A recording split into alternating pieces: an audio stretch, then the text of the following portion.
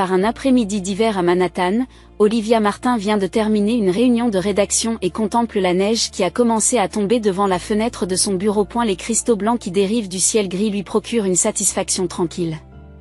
Elle ressentait encore une excitation enfantine chaque fois qu'il neigeait. « Olivia, as-tu lu le nouveau manuscrit ? Il est très bon, » lui dit sa collègue Sarah en l'interrompant dans ses pensées. Olivia sourit et retourne à son bureau. Cela faisait 10 ans qu'elle travaillait comme rédactrice au département fiction de Harper Publishing, une maison d'édition de taille moyenne.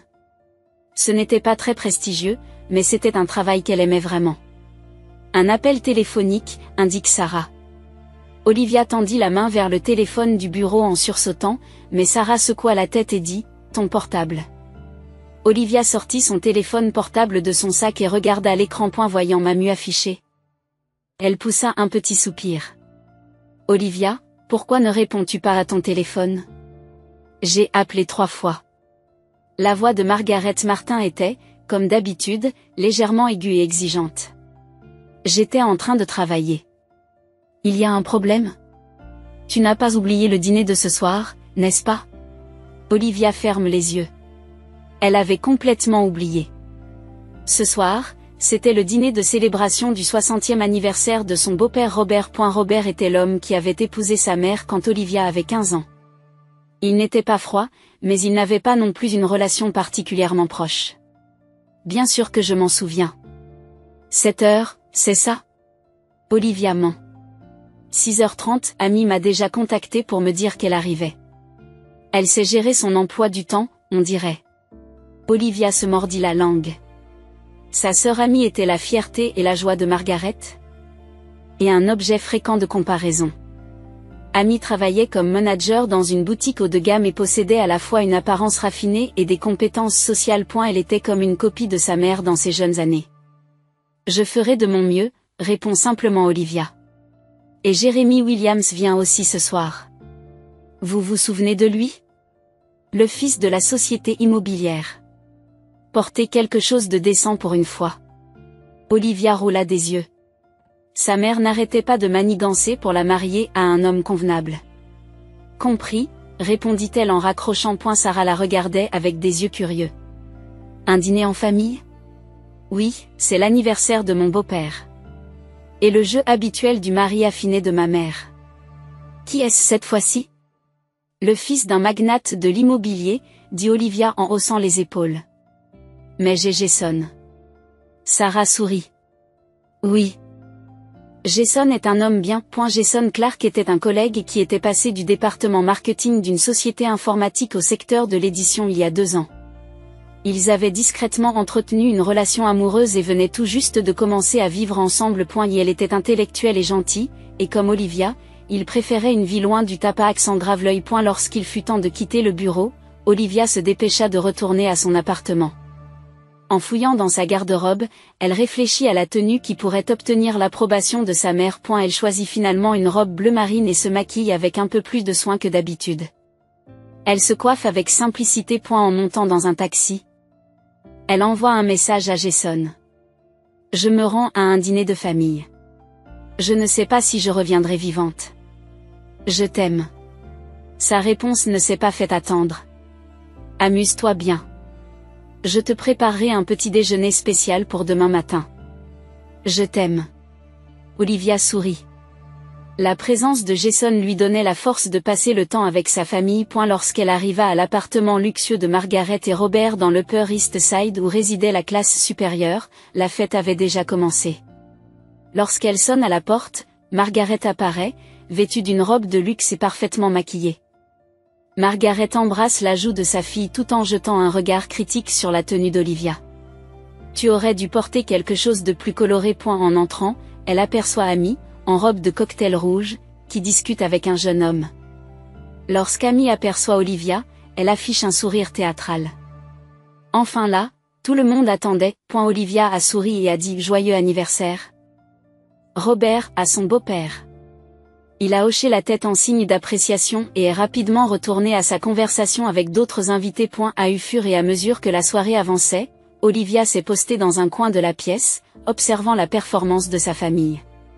Margaret était l'hôtesse parfaite et Amy attirait l'attention des jeunes hommes. Ce qu'elle valorise est clair, le statut social, l'apparence et le regard envieux des autres. À table, Margaret fait asseoir Olivia à côté du prince de l'immobilier. Il n'en finit pas de parler des succès de son entreprise.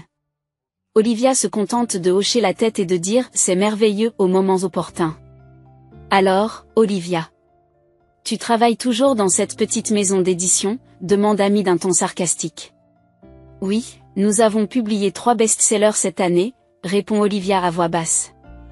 Mais n'est-il pas temps que tu commences à penser à la vraie vie?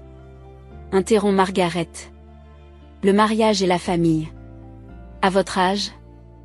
Il ne vous reste plus beaucoup de temps. Olivia prend une grande inspiration. En fait, j'ai quelque chose à vous dire. Un samedi matin, alors que le soleil printanier éclairait brillamment leur appartement de Manhattan, Olivia et Jason étaient assis avec leur liste de préparatifs de mariage. 3 mois s'étaient écoulés depuis l'annonce de leur fiançailles, et il ne restait plus que 2 semaines avant le mariage.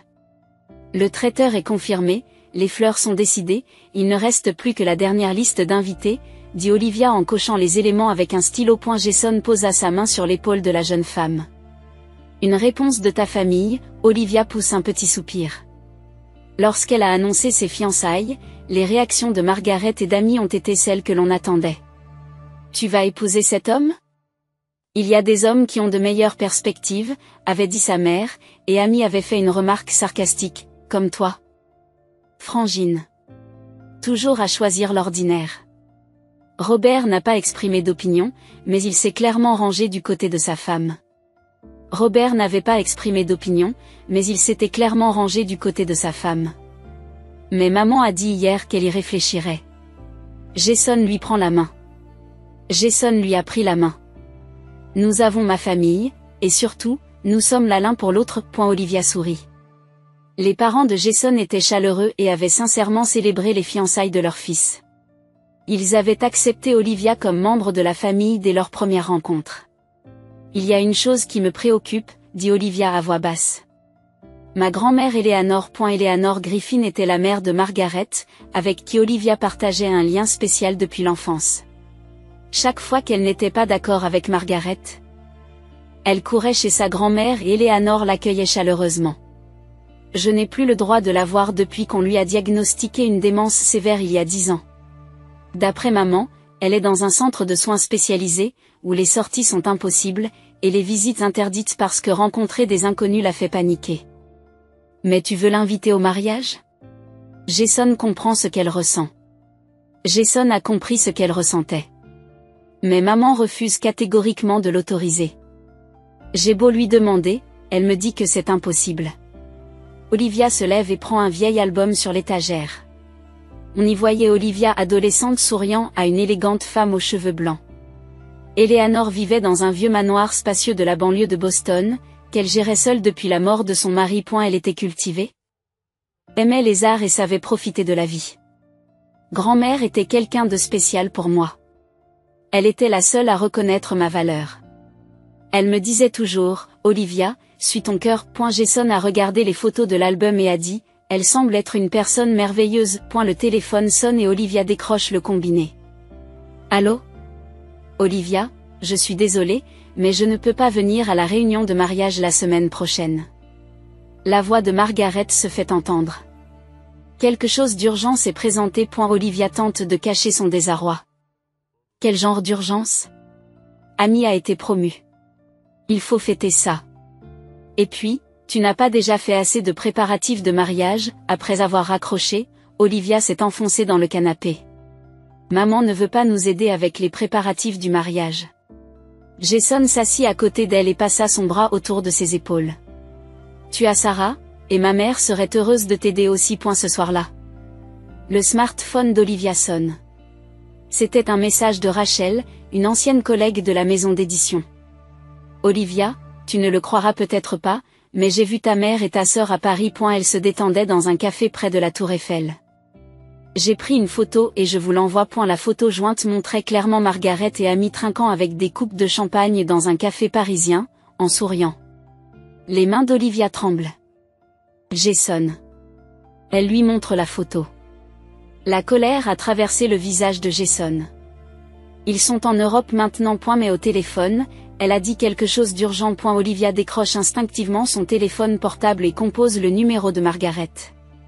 Après une longue sonnerie, elle entend enfin la voix de sa mère. Olivia ? C'est le milieu de la nuit. Qu'est-ce que tu veux ? La voix de Margaret était irritée. Maman, où es-tu ? La voix d'Olivia était calme.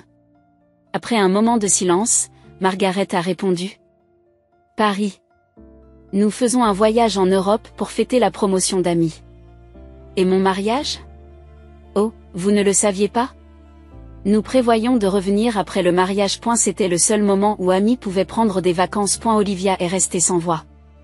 Margaret avait avoué, sans aucune culpabilité, qu'elle n'assisterait pas au jour le plus important de la vie de sa fille aînée. Laissez-moi parler, dit la voix d'Amy en arrière-plan, et elle est bientôt au téléphone. Sœurette, pourquoi fais-tu tant d'histoires ? Pourquoi devrions-nous perdre du temps pour un mariage qui, de toute façon, se terminera probablement par un divorce ? Les larmes montent aux yeux d'Olivia. Son cœur s'est figé devant les mots froids de sa propre sœur. Très bien. Profite de ton voyage, dit-elle en raccrochant. Jason la serra fort dans ses bras. Je suis désolée, Olivia. Ce n'est pas grave, dit-elle doucement. En fait, je m'y attendais. C'est pour cela que j'ai choisi de vivre ma propre vie. Cependant. Tard dans la nuit, Olivia pleura tranquillement, seule dans son lit. La trahison de sa famille, bien qu'attendue, a laissé une profonde blessure dans son cœur. Ses pensées se tournent vers sa grand-mère Eleanor, qu'elle n'a pas été autorisée à voir depuis 10 ans. Grand-mère, si seulement tu étais là maintenant. Soudain, une idée lui vint à l'esprit. Maintenant que Margaret est en Europe, n'est-ce pas l'occasion de rendre visite à Eleanor ? Margaret avait toujours refusé de révéler le nom ou l'emplacement de l'établissement de soins spéciaux d'Eleanor, invoquant la nécessité d'éviter toute stimulation. Mais son amie Lisa, qui est avocate, connaît peut-être un moyen. Olivia saute du lit, déterminée à contacter Lisa demain. Pourrait-elle rendre visite à Eleanor et l'inviter au mariage ?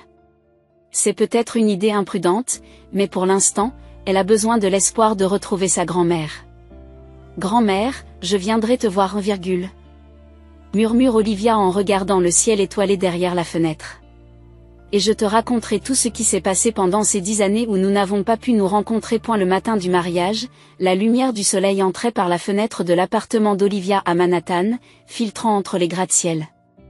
La robe de mariée est accrochée à la porte, son tissu blanc brillant dans la lumière du matin. Olivia s'est assise sur le lit, fixant le téléphone portable qu'elle tient à la main. Sa famille ne l'avait pas contacté. Jason était resté à l'hôtel Brooklyn où le mariage devait avoir lieu depuis la veille au soir, disant que ça porte malheur de voir la mariée avant le mariage, car il voulait respecter la tradition. Une heure plus tard, sa meilleure amie et demoiselle d'honneur, Sarah, arrive. Bonjour, jeune mariée. Le jour est enfin arrivé, dit Sarah avec éclat, en entrant avec une grande trousse de maquillage. Merci d'être venue, dit Olivia en souriant.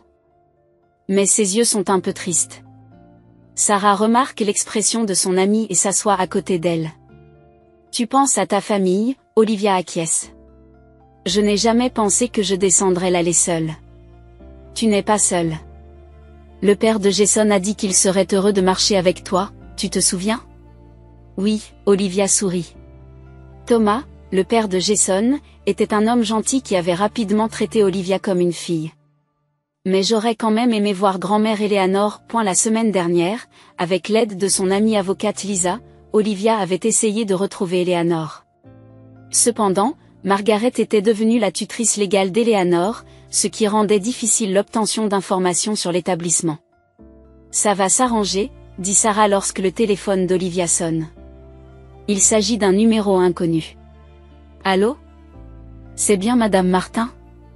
Madame Olivia Martin, dit une douce voix féminine. Oui. C'est bien elle. C'est Nancy Johnson du centre de soins Riverside. Je vous appelle au sujet de votre grand-mère, Eleanor Griffin. Le cœur d'Olivia bondit.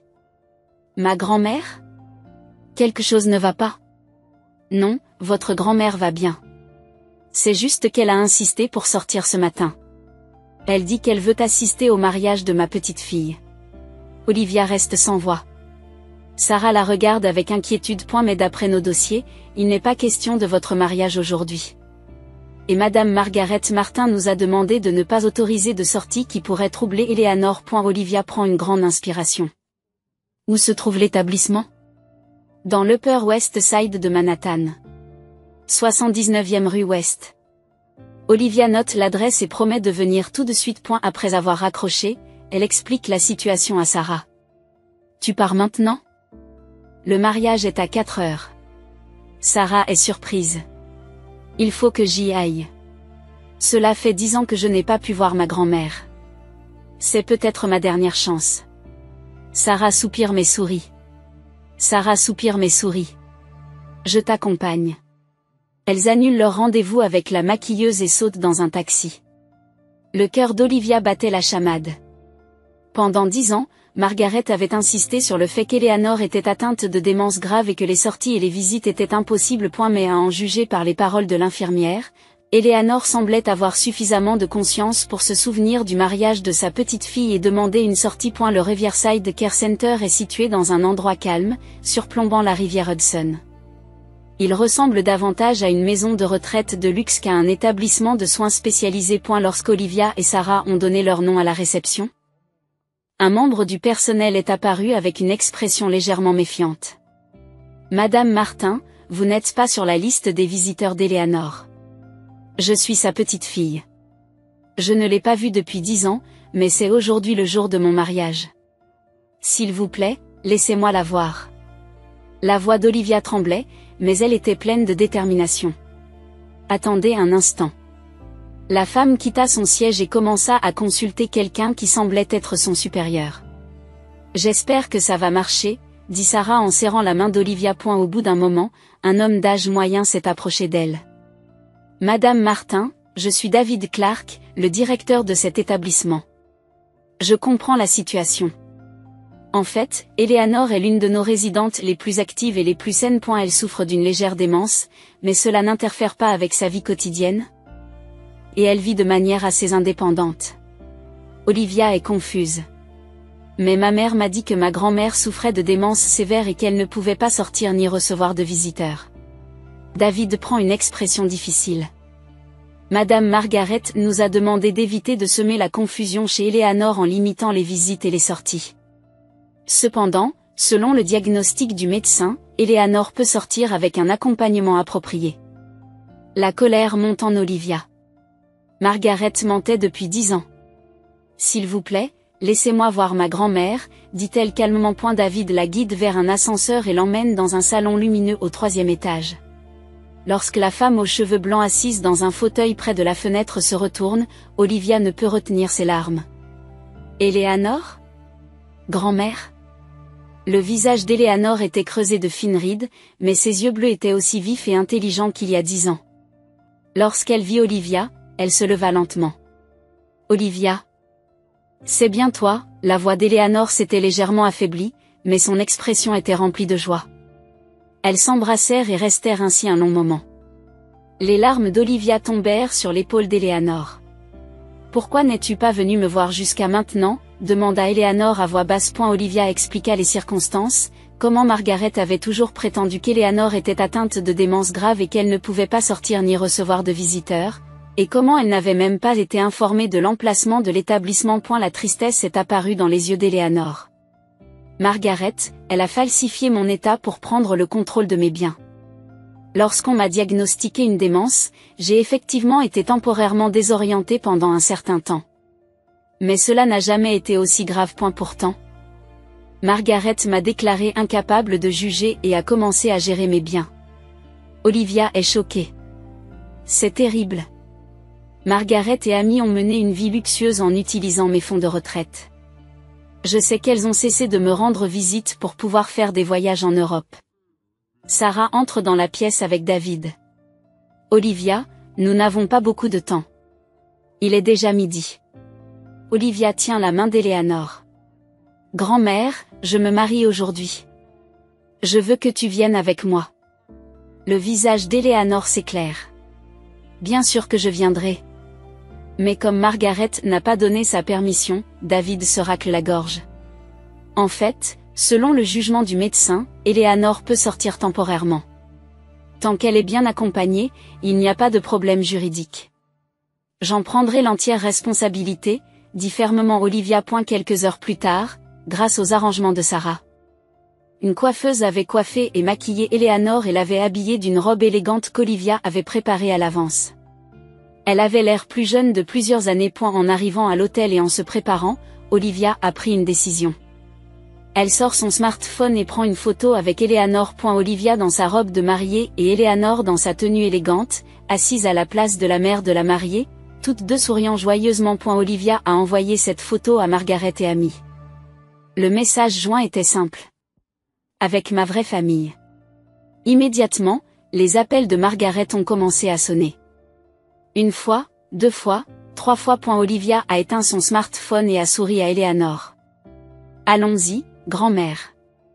Veux-tu descendre l'allée avec moi? Eleanor acquiesce, les larmes coulent. Ce serait un honneur, Olivia. Alors que la marche nuptiale commence à retentir, Olivia prend le bras d'Eleanor. Entourées des sourires chaleureux des amis rassemblés sur place. Elles ont commencé à descendre lentement l'allée. À l'hôtel, Jason l'attendait avec des yeux pleins d'amour. C'est une vraie famille, se dit Olivia. Une famille liée par l'amour et le respect. Les cloches du mariage retentirent et le jardin du petit hôtel de Brooklyn fut rempli de bénédictions. Alors qu'Olivia et Jason s'échangent un baiser, les applaudissements fusent de toutes parts. Ils ont marché main dans la main, en souriant aux participants. À eu premier rang, Eleanor essuie ses larmes. Lors de la réception, Eleanor est devenue le centre d'attention. Tout le monde est captivé par son élégance, son intelligence, sa vivacité d'esprit et sa perspicacité. Les collègues de la maison d'édition discutent volontiers de littérature avec Eleanor, et les parents de Jason l'accueillent chaleureusement dans le cercle familial. Ta grand-mère est une personne merveilleuse, chuchote Hélène, la mère de Jason, à Olivia. Il n'y a aucun signe de démence. Olivia sourit. Olivia sourit. Elle a une légère démence, mais rien de comparable à ce que maman a prétendu. C'était un mensonge pour faire croire aux gens que grand-mère ne pouvait pas gérer ses propres biens. Hélène fronce les sourcils. C'est terrible. J'envisage une action en justice, répond Olivia à voix basse. Mais aujourd'hui, je veux juste me sentir heureuse. Sur la piste de danse, Jason guidait doucement Eleanor, et il dansait gracieusement sur une mélodie douce. En regardant la scène, Olivia sentit son cœur se remplir. À cet instant, elle était entourée de sa famille au sens propre du terme. Le lendemain du mariage, Olivia et Jason ont ramené Eleanor au centre de soins Riverside. Avant de partir, Eleanor a serré fort la main de sa petite fille. Tu reviendras, n'est-ce pas? L'inquiétude se lisait dans ses yeux. Bien sûr, grand-mère. Je ne te quitterai plus jamais, promet Olivia. Et au retour à l'appartement. Le téléphone portable d'Olivia n'a pas cessé de sonner. Elle échange un regard avec Jason, respire profondément et répond. Olivia, qu'est-ce que cela signifie? La voix furieuse de Margaret résonne. De quoi, maman? Olivia répond calmement. Vous avez emmené votre mère hors de l'établissement sans permission. Elle est atteinte de démence. Tu te rends compte à quel point c'est dangereux?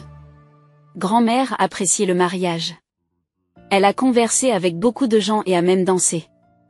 C'est peut-être une amélioration temporaire. La démence a de tels moments, dit Margaret d'une voix légèrement hésitante. Venez à notre appartement dans 3 heures. Il faut qu'on parle, dit Olivia avant de raccrocher. Par la suite, Olivia a contacté Lisa pour obtenir des conseils juridiques. Elle voulait être prête avant l'arrivée de Margaret. Juste après midi, on sonna à la porte de l'appartement de Manhattan. Margaret et Amy sont là. Toutes deux avaient l'air fatiguées. Souffrant encore du décalage horaire. Entrez, leur dit Olivia en les guidant vers le salon. Jason était dans la cuisine, mais après les avoir salués, il a dit « Vous devriez parler seul » et est sorti.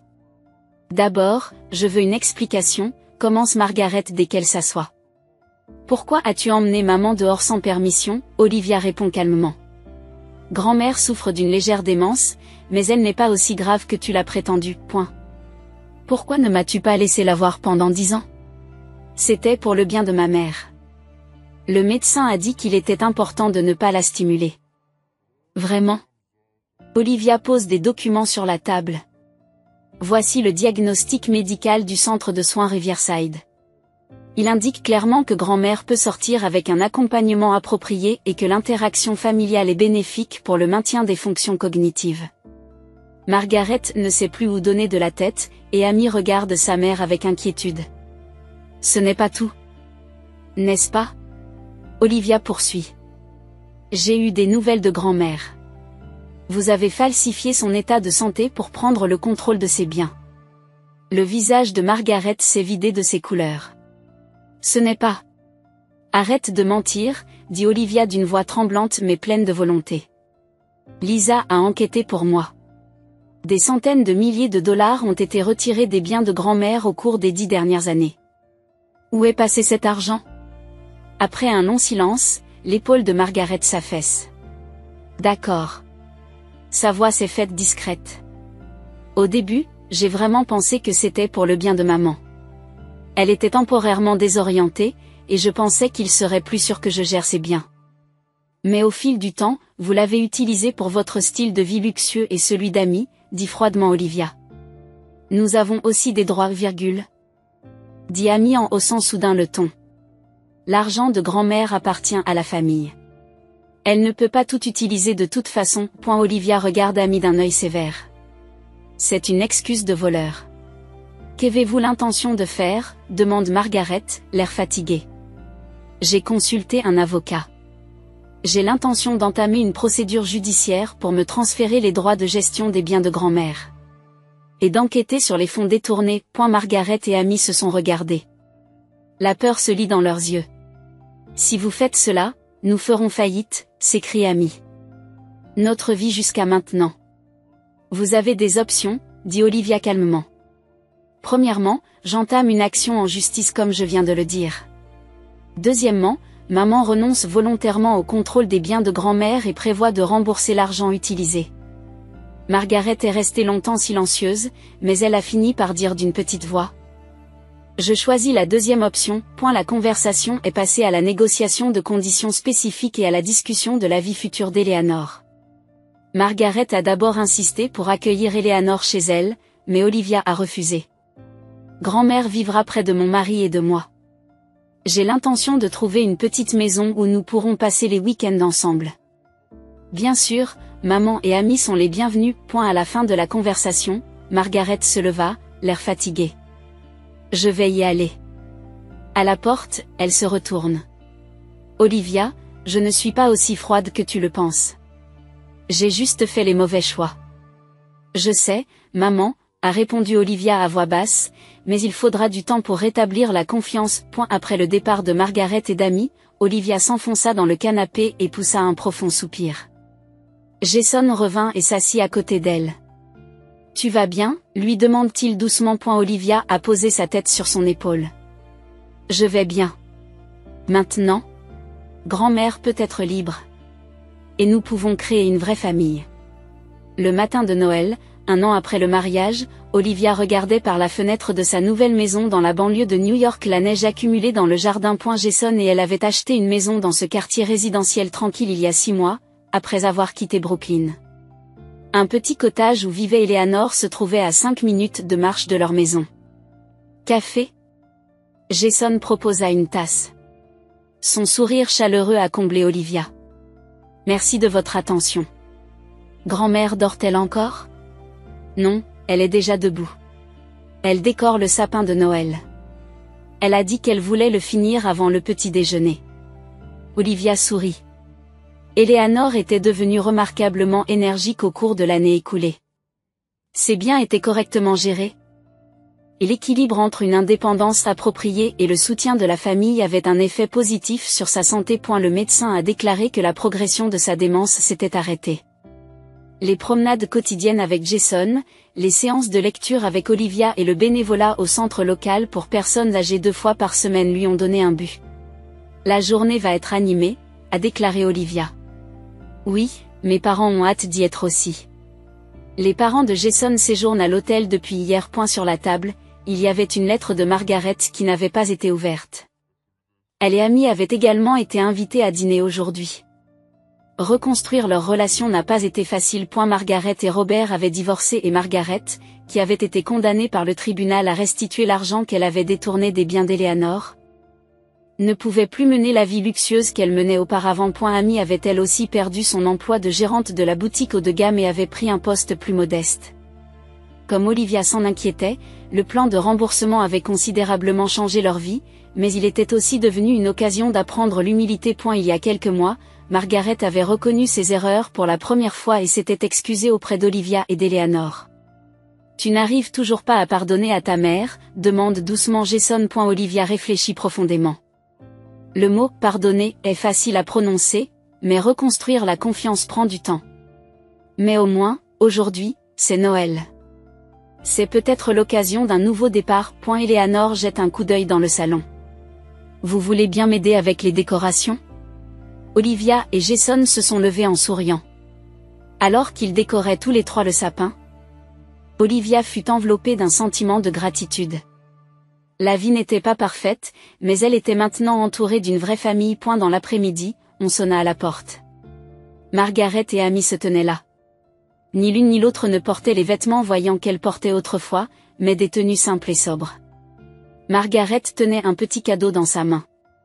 « Joyeux Noël », dit-elle, l'air un peu nerveux.